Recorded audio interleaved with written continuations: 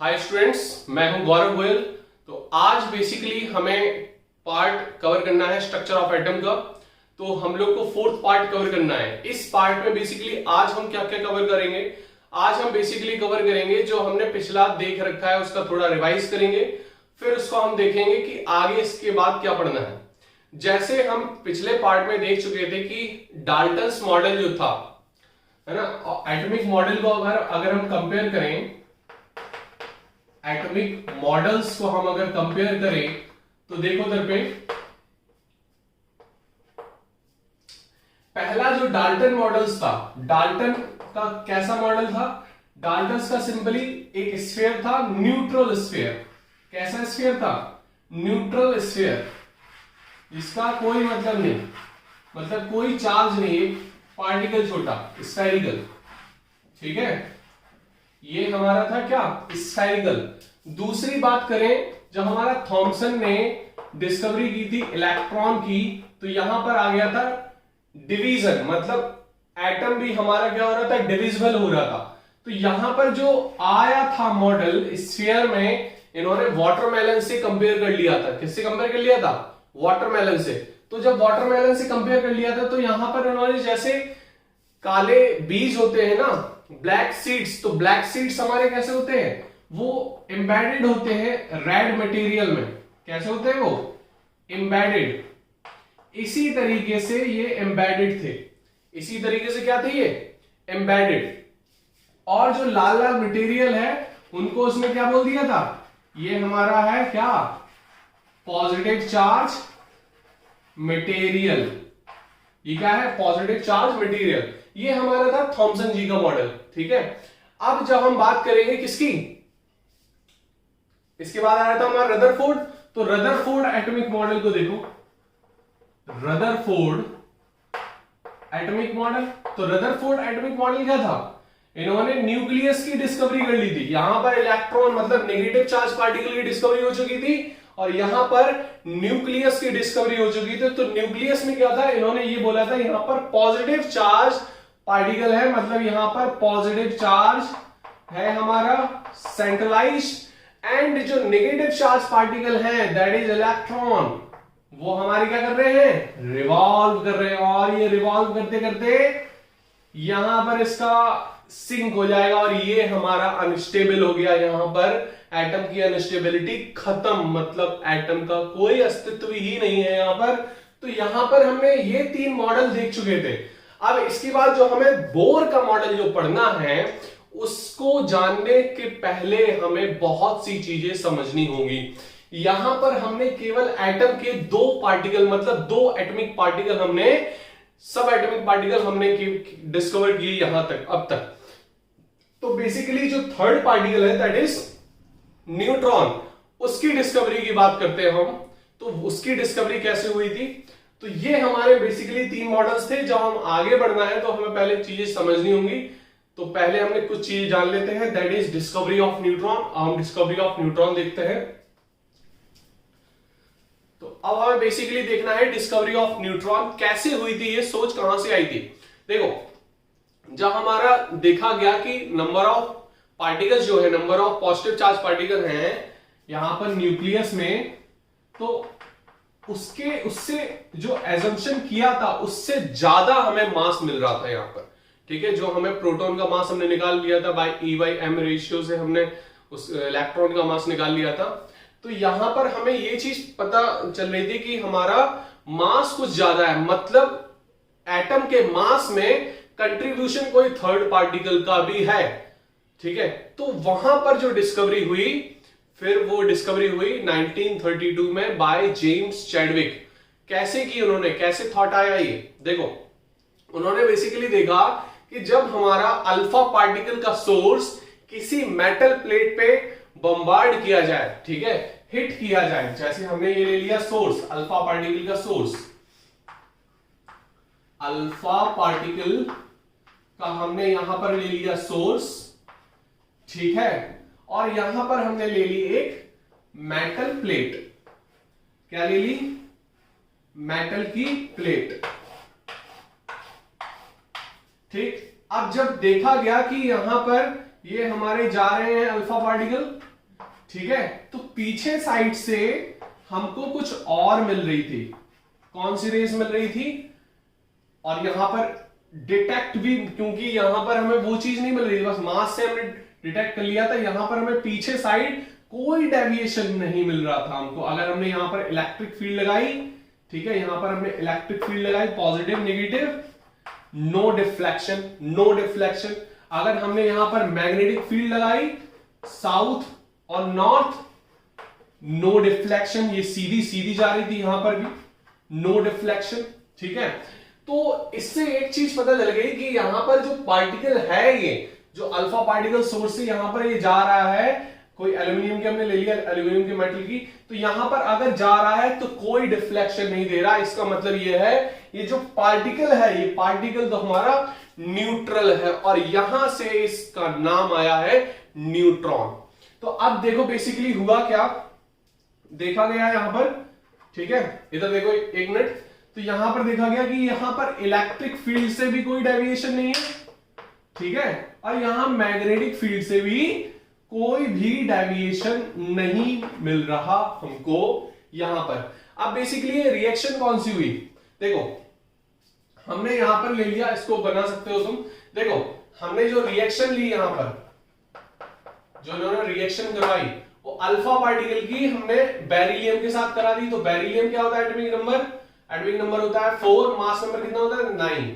अब इसकी alpha particle से कराई, तो अल्फा पार्टिकल का मास नंबर 4, एटॉमिक नंबर 2। अब देखो बेसिकली हुआ क्या, हमको मिला क्या यहां पर मिला हमको कार्बन, कार्बन 12, और क्या मिला हमको, क्योंकि यहां पर मास नंबर कितना हो गया 9 और 4 13, और ये कितना हो गया 6, तो ये तो हो गया 12, और एक क्या मिल गया हमको, न्यूट्रॉन, जिसका मास नंबर 0, और जो चार्ज है मतलब वो 0, मास नंबर हो गया इसका 1। तो ये हमको मिल गया, यहां से डिस्कवरी हो गई किसकी, न्यूट्रॉन की। इससे मिल गया हमें न्यूट्रॉन। एक और रिएक्शन हम कर सकते हैं यहां पर, देखो यहां पर एक और रिएक्शन कर सकते हैं। दूसरी रिएक्शन क्या होगी कि हमने बोरॉन के साथ करा दी। बोरॉन का क्या होता है मास नंबर 10, और ये कितना होता है 5। किसकी करा दी हमने, हीलियम की। किसकी करा दी, हीलियम, मतलब अल्फा पार्टिकल, और ये 4 और ये 2 एटॉमिक नंबर। अब मिला क्या हमको यहां पर, हमको मिला नाइट्रोजन, जिसका 13 होता है मास नंबर, एटॉमिक नंबर तो 7 होता है, और यहां पर हमको मिल गया एक न्यूट्रॉन, और ये हो गई न्यूट्रॉन की डिस्कवरी। तो ये 2 पॉइंट आप लिख सकते हो रिएक्शन में, कि यहां से ये रिएक्शन से हमारी डिस्कवरी हुई। यहां पर देख सकते हो, अभी हम बताएंगे सारे आइसोटोप्स, आइसोबार, आइसोस्टर्स, सब कुछ बताएंगे। अभी ये देखो कि ये इस तरीके से प्रैक्टिकल किया गया, ठीक है, ये हमारा इक्विपमेंट है, ये हमारा इक्विपमेंट बना, ठीक है, और ये रिएक्शन हो गई हमारी 2, ये रिएक्शन हो गई, ठीक है। तो इस तरीके से हम चीजें देख सकते हैं। तो इसको कवर कर लो जल्दी। देखो बेसिकली हुआ क्या, हमें क्या क्या चीजें जानने को मिली। देखो सबसे पहले रदरफोर्ड ने दिमाग में आया ये थॉट कि मास पे ये कोई पार्टिकल इफेक्ट डाल रहा है। देखो यहां पर हम देख रहे थे क्या डिस्कवरी। अब यहां पर जो हमारी 2 रिएक्शन थी, यहां पर जो किसने, जे थॉमसन नहीं थे यहां पर, कौन थे, जेम्स चैडविक। जेम्स चैडविक ने डिस्कवरी की थी किसकी, न्यूट्रॉन की। कब, 1932 में, 1932 में, ध्यान रखना इसको। तो अब देखो यहां पर डिस्कवरी कैसे हुई थी कि अल्फा पार्टिकल सोर्स, मतलब हाईली एक्सट्रीमली स्पीड में जब अल्फा पार्टिकल बम्बार्ड किया गया किस पे, बोरॉन या बेरिलियम पे, ठीक है। बोरॉन हमारा कितना होता है एटॉमिक नंबर 5, मास नंबर 10, इसका मास नंबर 9 और एटॉमिक नंबर 4। अब यहां पर इन्होंने टकराया क्या, अल्फा पार्टिकल को टकरा दिया, अल्फा पार्टिकल हीलियम 2 और ये हीलियम 2, जिसका मास नंबर 4 होता है, एटॉमिक नंबर 2। तो अब यहां पर मिला क्या, इधर पे जब बोरॉन से टकराया तो नाइट्रोजन मिला हमको 13 वाला आइसोटोप, ठीक है, इसको बताएंगे हम क्या होते हैं। और न्यूट्रॉन तो इसमें मिला ही मिला, ठीक है। और यहां पर क्या मिला हमको, कार्बन मिला। देखना यहां पर 4 और 10 कितना हो गया, 13 प्लस 14 हो गया। और ये कितना हो गया 2 + 5 7 हो गया, यहाँ पे 0 है। अब यहाँ पर बात करें हीलियम और बेरिलियम में कार्बन मिला हमको, कार्बन 12 मिला हमको, और यहाँ पर 6 होता है कार्बन का एटॉमिक नंबर, और न्यूट्रॉन मिला हमको, ठीक है। तो यहाँ पर देखो 4 और 9 कितना होगा 13, और ये 12 बचा है, यहाँ पर हो गया 1, क्लियर। और ये 2 और 4 6, और यहाँ पर क्या हो गया 6। तो ये एग्जाम्पल में 2 रिएक्शन लिख सकते हो तुम लोग, ठीक है, अभी हमने बताया था पहले। अब देखो बेसिकली हुआ क्या था, हमने बताया था कि after the discovery of electron and proton to explain the mass of an atom, Rutherford predicted that atom some extra particle contribute the mass of an atom, इनका मतलब मास, एटम के मास में कोई अदर पार्टिकल का कंट्रीब्यूशन हो रहा है, ऐसा उन्होंने प्रिडिक्शन दिया था। तो यहां पर देखो Rutherford predicted these should be neutral particle which contributes the mass of an atom. अब देखो यहां पर इस तरीके से जब चीज हुई, हमने वो मॉडल, हमने इक्विपमेंट वाला मॉडल हमने आपको समझाया था पहले, तो वहां पर पीछे ले जाकर देख सकते हो आप वीडियो में कि किस तरीके से वो अल्फा पार्टिकल किसी मेटल सरफेस पे पड़ रहे थे, और वो कैसे हमारा पार्टिकल्स हमारे निकल रहे थे, वो न्यूट्रॉन पार्टिकल्स हमको मिल रहे थे, जो कि ना कि इलेक्ट्रिकल फील्ड से डिफ्लेक्ट हो रहे थे, ना ही मैग्नेटिक फील्ड की प्रेजेंस में डिफ्लेक्शन शो कर रहे थे। बात समझ में आ रही थी? तो ये चीज आप लिख सकते हो, ठीक है, इसको लिख लो। और फिर आगे हम देखते हैं कुछ अलग अलग वेरिएशंस एटॉमिक नंबर और मास नंबर में, इलेक्ट्रॉन में देखते हैं सारी चीजें, इसको लिख लो पहले।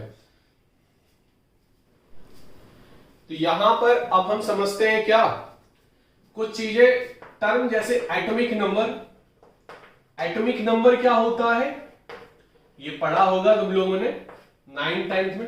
एटॉमिक नंबर क्या होता है, मतलब एटम में जितने भी नंबर ऑफ प्रोटॉन्स हो, इलेक्ट्रॉन प्रोटॉन दोनों बराबर होते हैं, तो इलेक्ट्रॉन को क्यों नहीं बोलते, क्योंकि इलेक्ट्रॉन हमारे निकल भी सकते हैं, तो इसलिए प्रोटॉन्स हमारे इजीली नहीं निकलते, वो न्यूक्लियस के अंदर होते हैं।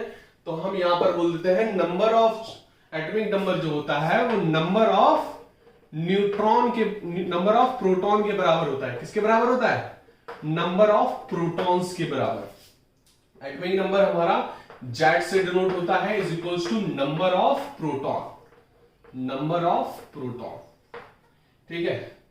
ये हम टर्म कुछ हमें समझनी होगी, तभी हम आगे वाली चीज हम समझ पाएंगे। अब देखो मास नंबर क्या होता है, मास नंबर क्या होता है, पढ़ा होगा ये भी। मास नंबर क्या होता है, नंबर ऑफ न्यूक्लियॉन्स के बराबर। न्यूक्लियॉन्स क्या होते हैं, व्हाट आर न्यूक्लियॉन्स, न्यूक्लियॉन्स वो होते हैं जो न्यूक्लियस के अंदर के पार्टिकल्स होते हैं। न्यूक्लियस के अंदर के पार्टिकल्स को हम क्या बोलते हैं, nucleons. Particle in the nucleus, particle of nucleus, particle of nucleus, मतलब न्यूक्लियस के अंदर जो पार्टिकल्स होंगे वो हमारे न्यूक्लियॉन्स होते हैं। तो न्यूक्लियस के अंदर क्या क्या पार्टिकल्स होते हैं, अभी हमने देख लिया था क्या क्या होते हैं, न्यूट्रॉन जिसकी डिस्कवरी हो चुकी है, और प्रोटॉन्स जिसकी डिस्कवरी हो चुकी है। तो ये number of protons plus number of neutrons के बराबर होता है, number of protons plus number of neutrons के बराबर। न्यूट्रॉन्स की जब डिस्कवरी हुई तो वहां पर अब हम समझेंगे, पहले इसको देख लो। तो यहां पर हमारा ये चीज हो गई, और ये मास नंबर किससे डिनोट करते हैं, ए से। ये किसके बराबर हो गया, number of neutrons plus number of protons के बराबर। बात समझ में आ गई इतनी, ये चीज हो गई। अब जब हम बात करते हैं एटॉमिक मास क्या होता है, फिर मास नंबर और एटॉमिक मास में अंतर क्या है। एटॉमिक मास एक्चुअल मास होता है एक एटम का। एक एटम का जब एक्चुअल मास की बात करते हैं तो उसको बोलते हैं हम एटॉमिक मास। अब वहां एटॉमिक मास को हम कैसे डिफाइन करेंगे, व्हाट इज एटॉमिक मास। देखो एटॉमिक मास को हम देख लेते हैं कि एटॉमिक मास हमारा होता है actual mass of an atom, actual mass. तो अब एक्चुअल मास कैसे आएगा, कैसे आएगा एक्चुअल मास, कैसे आएगा, एक्चुअल मास आएगा सारी चीजों को जोड़ दो, सारी चीजों को जोड़ दो, मतलब कैसे आ जाएगा, मतलब इलेक्ट्रॉन के मास को जोड़ दो, mass of electron plus mass of proton plus mass of neutron minus जो भी मास डिफेक्ट आएगा, उस मास डिफेक्ट को माइनस जब हम कर देंगे तो हमारा क्या आ जाएगा, एटॉमिक मास आ जाएगा। क्या आ जाएगा, एटॉमिक मास। इतनी बात समझ में आ रही होगी, इसको बॉक्स में बंद कर लो। तो ये हमारा होगा रियल मास। क्या होगा, ये एक्चुअल मास होगा। बात समझ में आ रही होगी इतनी, ठीक है। तो इसको नोट कर सकते हो। न्यूक्लियस क्या होते हैं, जो न्यूट्रॉन्स और प्रोटॉन्स होते हैं न्यूक्लियस के अंदर। जो न्यूक्लियस के अंदर पार्टिकल्स होते हैं उनको क्या बोलते हैं हम, न्यूक्लियॉन्स बोलते हैं। अब देखो एक चीज जब डिस्कवरी हुई थी, किसकी, न्यूट्रॉन की, तो हमको कैसे पता, देखो बेसिकली क्या है कि अगर हम माने कि न्यूट्रॉन का काम क्या है, प्रोटॉन तो समझ में आ गया, इलेक्ट्रॉन समझ में आ गया, तो इलेक्ट्रॉन प्रोटॉन हमारा अपोजिट चार्ज पार्टिकल के हैं, उन्होंने एक मोमेंटम पकड़ा सर्कुलर डायरेक्शन का, एंगुलर मोमेंटम, और वो हमारा एक पूरा सिस्टम बन गया। अब न्यूट्रल पार्टिकल की क्या जरूरत पड़ी, देखो इस तरीके से समझ सकते हैं कि जब न्यूक्लियस के अंदर आप प्रोटॉन प्रोटॉन रख दोगे, पॉजिटिव चार्ज पार्टिकल रख दोगे, तो सेम चार्ज का होता है रिपल्सन। तो जब सेम चार्ज का रिपल्सन होगा तो न्यूक्लियस तो अनस्टेबल रहेगा ना, वो तो टूट जाएगा तुरंत। तो उसकी स्टेबिलिटी के लिए हम न्यूट्रॉन पार्टिकल को लाए, मतलब वो तो गॉड पार्टिकल, गॉड ने सिस्टम बना के दिया है हमको, ठीक है। तो उन्होंने इस तरीके से मैनेज किया और यहां पर क्या डाला, neutral particle, that is called neutron.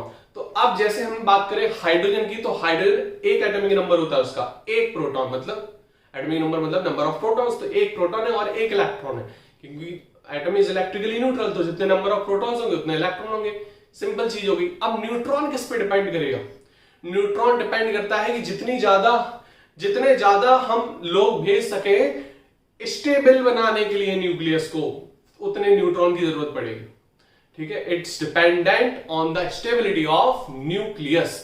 अब जब हम हाइड्रोजन की बात करते हैं तो हाइड्रोजन में एक ही प्रोटॉन है, वहां पे कोई लड़ाई दंगा नहीं होगा, तो वहां पर किसी न्यूट्रॉन की जरूरत नहीं पड़ेगी, तो इसीलिए हाइड्रोजन में कोई न्यूट्रॉन भी नहीं होता, ठीक है। इस तरीके से हम समझ सकते हैं। वैसे तो इसका एक्सचेंज होता है, न्यूट्रॉन टूटता है एंटी प्रोटॉन और एंटी इलेक्ट्रॉन में, तो वो उस तरीके से साइक्लाइजेशन होता है, वो हम बाद में समझेंगे। अभी केवल हमें समझने के लिए, एक सिंपल वे में समझने के लिए हम इस तरीके से आपको समझा रहे हैं कि इस तरीके से चीजें होती हैं, ठीक है। अब बात है, इसको नोट कर लो, फिर हम देखेंगे नंबर ऑफ इलेक्ट्रॉन्स सेम हो, नंबर ऑफ प्रोटॉन सेम हो, नंबर ऑफ न्यूट्रॉन सेम हो, तो किस तरीके से पार्टिकल्स हमारे बनेंगे। देखो हम देख सकते हैं, वैसे इसको हटा देते हैं,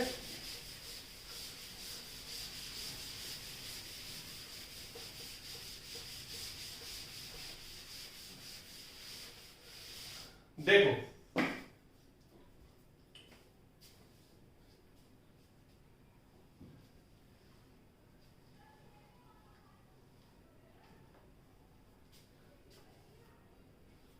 हमें कुछ पार्टिकल्स देखने हैं। जैसे पहला पार्टिकल क्या है, आइसोटोप, आइसोटोप। दूसरा पार्टिकल क्या है, आइसोबार, आइसोबार्स। तीसरा क्या है, आइसोटोन्स, क्या है, आइसोटोन्स, ठीक है। तो ये पार्टिकल पहले हम देखते हैं। तो आइसोटोप्स क्या होता है, आइसोटोप्स होता है same atomic number, same atomic number and different mass number, and different mass number, ये हमारा क्या हो गया, आइसोटोप्स। अब देखो same atomic number, atomic number क्या होता है, protons, different mass number.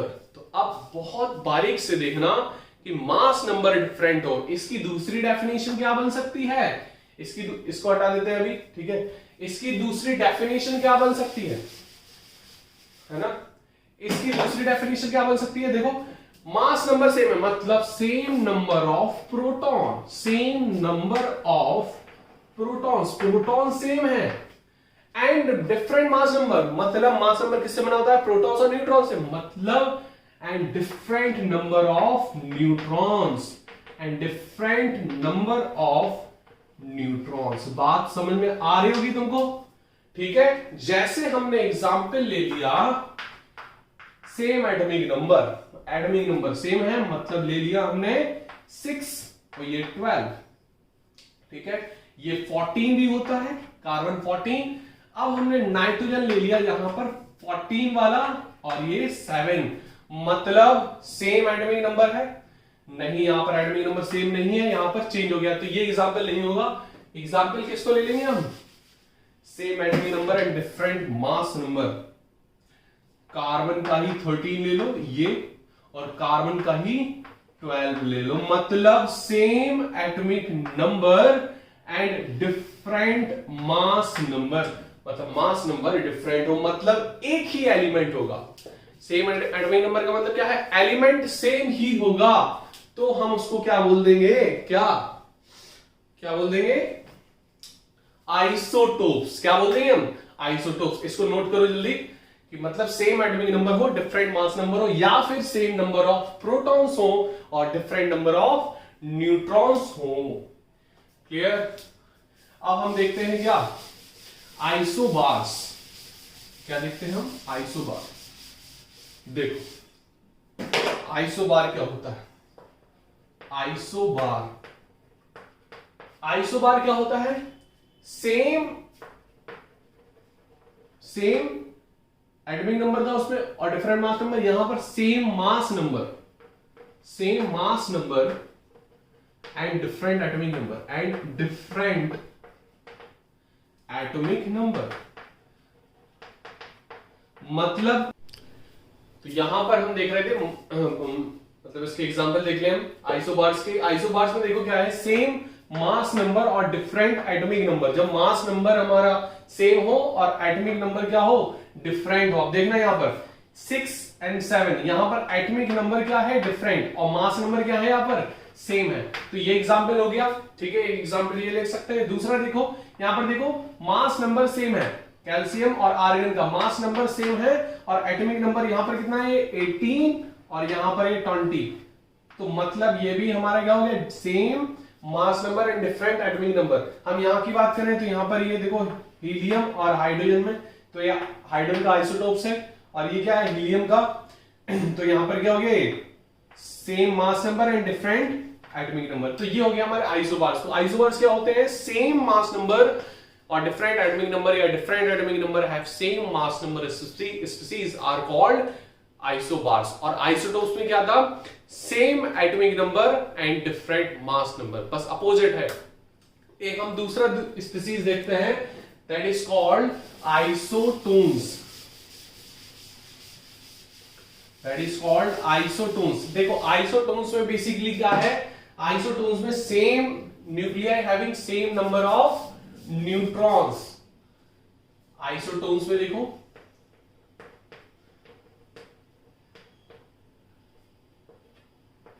Nuclei having same number of neutrons.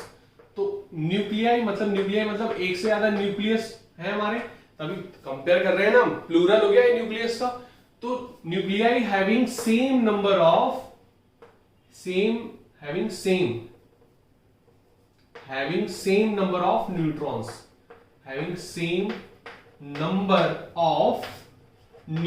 तो मतलब सेम नंबर ऑफ न्यूट्रॉन्स होंगे तो वो हमारे क्या हो जाएंगे, आइसोटोन्स हो जाएंगे। तो ऐसे न्यूक्लियस या ऐसे एटम जिसमें न्यूक्लियस में सेम नंबर ऑफ न्यूट्रॉन्स हो, वो हमारे क्या हो जाएंगे, आइसोटोन। जैसे हम एग्जांपल ले सकते हैं, देखो सिलिकॉन, फास्फोरस और सल्फर का। सिलिकॉन का एटॉमिक नंबर कितना होता है, 14, इसका कितना होता है 15, उसका कितना होता है 16। अब देखना यहां पर मास नंबर इसका कितना होता है 30, इसका कितना होता है 31, इसका कितना 32। अब यहां पर क्या चीज कॉमन है, यहां पर कॉमन है न्यूट्रॉन्स। न्यूट्रॉन्स सब में सेम है, न्यूट्रॉन्स सभी में सेम है। देखो यहां पर 14 16 है, 16 यहां पर है और 16 यहां पर है। बात समझ में आ रही। तो यहां नंबर ऑफ न्यूट्रॉन्स क्या है, सेम। नंबर ऑफ न्यूट्रॉन्स कितने हैं? 32 नहीं 16। कितने हैं? 16 है सभी में, यहां भी और यहां भी। अब हम बात करते हैं, एक और एग्जांपल ले लेते हैं। देखो हमने ले लिया है कार्बन 13 का और 6, और यहां पर हमने ले लिया नाइट्रोजन 14 का, और यहां पर ले लिया हमने 7। ठीक है, तो अब देखो यहां पर न्यूट्रॉन के नंबर है वो यहां भी 7 है और यहां भी 7 है। तो यहां पर नंबर ऑफ न्यूट्रॉन क्या हो गया? नंबर ऑफ न्यूट्रॉन्स कितना हो गया? 7। तो तुम्हें इस तरीके से काउंट करना पड़ेगा, क्योंकि यहां पर देखो 6 तो प्रोटॉन है, क्योंकि एटॉमिक नंबर 6 है तो 6 प्रोटॉन होंगे। तो 13 माइनस 6 कितना हो? 7 बचा। यहां पे नाइट्रोजन में 7 है एटॉमिक नंबर, तो 14 माइनस 7 कितना हो? 7 बचा। इसी तरीके से हम देख सकते हैं 30 माइनस 40, 16, 31 माइनस 15, 16, 32 माइनस 16, 16। तो यहां पर हमारा जो नंबर ऑफ न्यूट्रॉन्स है वो 16 है, यहां पर जो नंबर ऑफ न्यूट्रॉन्स है वो हमारा 7 है। तो इस तरीके से हम देख सकते हैं आइसोटोन्स। तो आइसोटोन्स क्या होते हैं? ऐसे एटम्स जिनके न्यूक्लियाई में सेम नंबर ऑफ न्यूट्रॉन्स हो, उनको हम क्या बोल देंगे? आइसोटोन्स। तो 3 चीज हम समझ चुके हैं यहां पर, आइसोटोप, आइसोबार एंड आइसोटोन्स। तो हमने 3 चीज अभी तक समझ ली थी, क्या? Isotopes, isobar and isotones. 3 चीज हमें और देखनी है, बहुत ज्यादा आती है, ये मेंस में भी आती है, नीट में भी आती है, इसलिए इसको और समझ लो थोड़ा। देखो आइसो इलेक्ट्रॉनिक स्पीसीज, ऐसे स्पीसीज जिनके एटम्स और आयंस, कोई भी हो सकता है, वो एटम्स भी हो सकता है, आयंस भी हो सकता है स्पीसीज में, having same number of electrons, electrons same होने चाहिए। जैसे हम एग्जांपल ले लें N3 नेगेटिव और O2 नेगेटिव, और एक और ले लो F नेगेटिव। अब देखना यहां पर इलेक्ट्रॉन सेम है, देखो कितने हो गए? नाइट्रोजन के पास कितने होते हैं? 7, 3 इलेक्ट्रॉन और आ गए, कितने हो गए? 10। ऑक्सीजन के पास कितने होते हैं? 8, 2 इलेक्ट्रॉन और आ गए, क्योंकि 2 नेगेटिव है, 2 इलेक्ट्रॉन और आ गए, कितने हो गए? 10।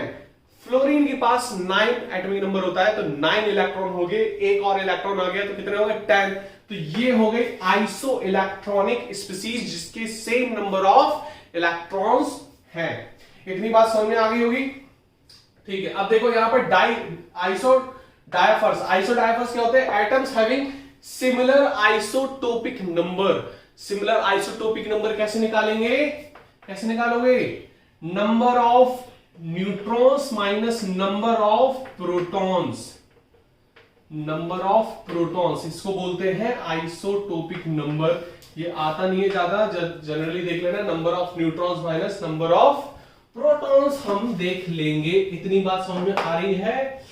ठीक है, अब आइसोस्टेयर्स की बात करते हैं। आइसोस्टेयर्स में क्या होता है? Species having same number of atoms, atoms भी सेम हो और नंबर ऑफ इलेक्ट्रॉन्स भी सेम हो। वहां पर हमने जैसे इसका एग्जांपल ले ले, इसका एग्जांपल ले लो CO2 और N2O। अब देखो यहां पर 3 है atom, 2 oxygen 1 carbon, 2 nitrogen 1 oxygen. अब यहां पर जो नंबर ऑफ इलेक्ट्रॉन्स है वो भी देख लेते हैं एक बार। कार्बन का क्या होता है? 6 और ऑक्सीजन 2 है, एक ऑक्सीजन का होता है 8, 2 ऑक्सीजन कितने हो गए? 8 to 16 और प्लस कार्बन का, तो कितना हो गया टोटल? कितना हो गया इसका? इसको यहां देख लेते हैं, एक बार यहां देख लो, इसको ब्लॉक कर दो। देखो यहां पर कार्बन का कितना है? 6 प्लस 8 प्लस 8 कितना हो गया? 8 8 16 और 6 16 और 6 कितने हो गए? 22। हम बात करते हैं नाइट्रोजन की। नाइट्रोजन कितना होता है? 7 प्लस 7 कितना हो गया? 2 7 है ना, 2 नाइट्रोजन है, लाफिंग गैस बोलते हैं इसको, N2O को लाफिंग गैस। 7 प्लस 7 प्लस 8 एक ऑक्सीजन है, 7 7 14 प्लस 8 22। मतलब इलेक्ट्रॉन्स भी इनकी क्या है? सेम है, मतलब 22 इलेक्ट्रॉन्स है और 3 एटम्स है। तो ये हमारे हो गए आइसोस्टेयर्स। इसको क्या बोलते हैं? आइसोस्टेयर्स। तो हमें 6 स्पीसीज पढ़ ली हमने, क्या क्या? Isotope, isobar, isotones, iso electronic, isosteres and isodiaphers. बात क्लियर हो गई? ठीक है, अब हम क्वेश्चंस आपको मिल जाएंगे, तो क्वेश्चंस आप लगा लेना। नेक्स्ट टॉपिक में हम नेक्स्ट क्लास में नेक्स्ट टॉपिक पढ़ते हैं। Okay, bye bye and share करते रहना इसको। आगे और फॉरवर्ड करते रहो इसको और फीडबैक जरूर देते रहना। Okay bye.